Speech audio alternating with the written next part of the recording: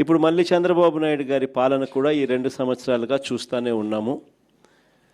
తేడా ఏమిటి అన్నది ఈరోజు ప్రతి ఇంట్లో కూడా నిజంగానే చర్చనీయాంశంగానే జరిగింది. ఈరోజు కూడా నేను చెప్తా ఉన్నా,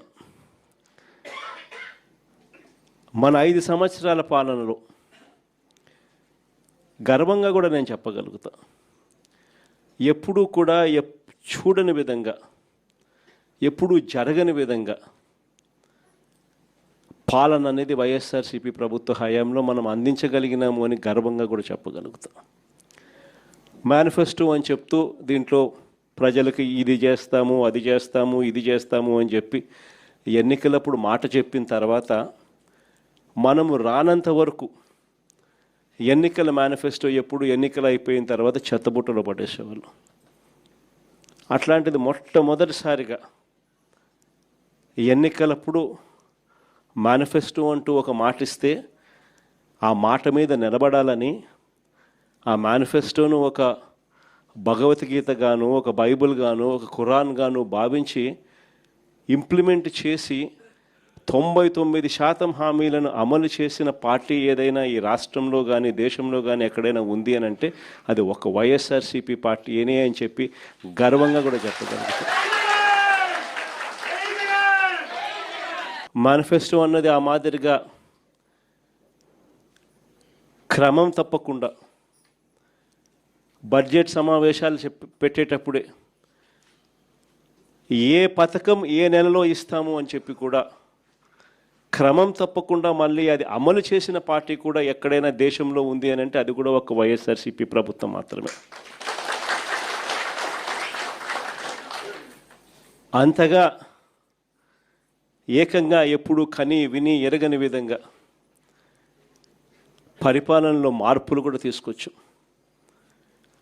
మనం రాకమునుపు స్కూళ్ళు ఎలా ఉండేటివి, మనం వచ్చిన తర్వాత స్కూళ్ళు ఎలా మారాయి అన్నదానికి మీలో ఎవరికి మైక్ ఇచ్చినా కూడా నాకన్నా చక్కగా చెప్పగలుగుతారు. మనం రాకమునుపు హాస్పిటల్లో ఆరోగ్యశ్రీ పరిస్థితి ఎలా ఉండేది, మనం వచ్చిన తర్వాత హాస్పిటల్లో ఆరోగ్యశ్రీ పరిస్థితి ఎలా మెరుగైంది అన్నది నాకన్నా బాగా మీలో ఎవరికి మైక్ ఇచ్చినా కూడా నాకన్నా బాగా చెప్పగలుగుతారు. మనం రాకమునుపు వ్యవసాయం అన్నది రైతు ఎన్నెన్ని ఇబ్బందులు పడుతూ ఉన్నారు, మనం వచ్చిన తర్వాత రైతు ఏ విధంగా బాగుపడ్డాడు అన్నది నాకన్నా బాగా మీలో ఎవరికి మైక్ ఇచ్చినా కూడా చక్కగా చెప్పగలుగుతారు. మనం రాకమునుపు గ్రామ స్థాయిలో పరిపాలన అన్నది అందక,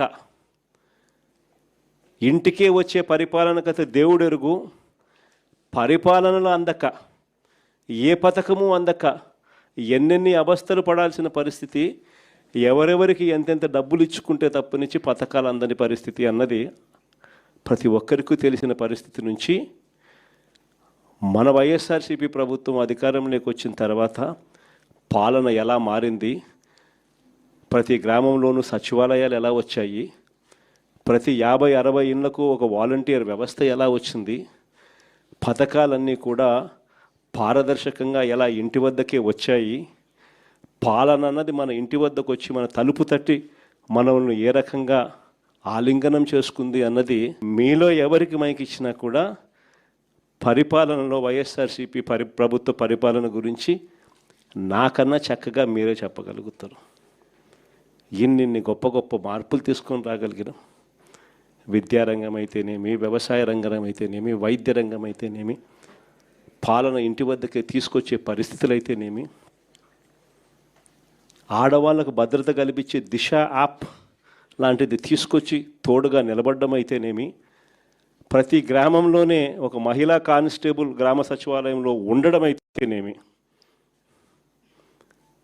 ఆడవాళ్ళకు భద్రత అయితేనేమి, చివరికి మన గిరిజన ప్రాంతాల అభివృద్ధి అయితేనేమి, ఎప్పుడు చూడని విధంగా గిరిజన ప్రాంతాలకు సంబంధించి కూడా అభివృద్ధి కూడా అదే మాదిరిగా జరిగింది. 3,22,538 ఎకరాలు ROFR DKT భూములు మన హయాంలో పంపిణీ చేసాం. 20,000 మందికి 80,000 ఎకరాలు ROFR పట్టాలు, DKT పట్టాలు కూడా పంపిణీ జరిగింది.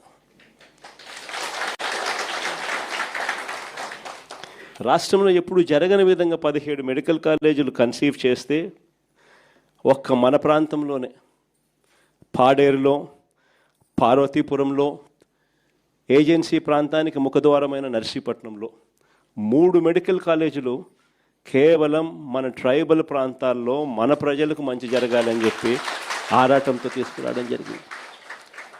కురుపంలో ట్రైబల్ ఇంజనీరింగ్ కాలేజ్, సాలూరులో ట్రైబల్ యూనివర్సిటీ, కేవలం మన గిరిజనులు బాగుపడాలి, గిరిజనులు చదువుల్లో మిగతా వారికన్నా కూడా ఇంకా గొప్పగా అడుగులు వేయాలి అన్న ఆరాటం ఎక్కడన్నా కనిపించింది అని అంటే అది ఒక్క వైఎస్ఆర్సీపీ ప్రభుత్వ హయాంలో మాత్రమే కనిపించింది కూడా గర్వంగా చెప్పగలుగుతాం. ఎప్పుడు చూడని విధంగా ITDA పరిధిలో మల్టీ స్పెషాలిటీ హాస్పిటల్స్, సీతంపేట అయితేనేమి, పార్వతీపురం అయితేనేమి, రొంపచోడవరం అయితేనేమి, బుట్టాయిగూడెం అయితేనేమి, దోర్నాల్లో అయితేనేమి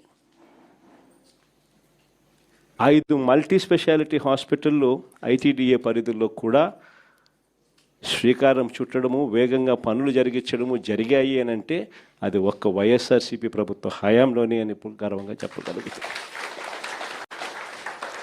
నిజంగా ఇవన్నీ కూడా ఒక తపన, ఒక తాపత్రయం.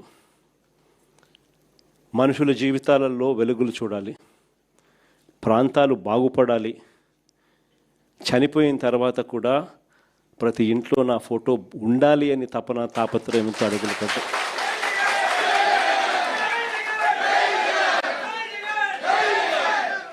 కానీ ఈ 2 సంవత్సరాలు చంద్రబాబు నాయుడు గారి పాలన కూడా చూసాం. ఎన్నికలకు ముందు వీళ్ళేమన్నారు? ఎన్నికలకు ముందు జగన్ ఇచ్చేటివే కాదు, జగన్ కన్నా ఎక్కువ సూపర్ 6లు, సూపర్ 7లు అన్నారు. ప్రతి ఇంటికి బాండ్లు పంచారు. ఆ బాండ్ల మీద పవన్ కళ్యాణ్ ఫోటో, చంద్రబాబు నాయుడు గారి ఫోటో, మళ్ళీ వాళ్ళిద్దరు సంతకాలతో పాటు రావడము, మీ ఇంట్లో ఇంతమంది ఆడవాళ్ళు ఉన్నారా, 18 సంవత్సరాలు నిండిన వాళ్ళు ఉన్నారా, అటైతే మీకు నెల మీకు 1500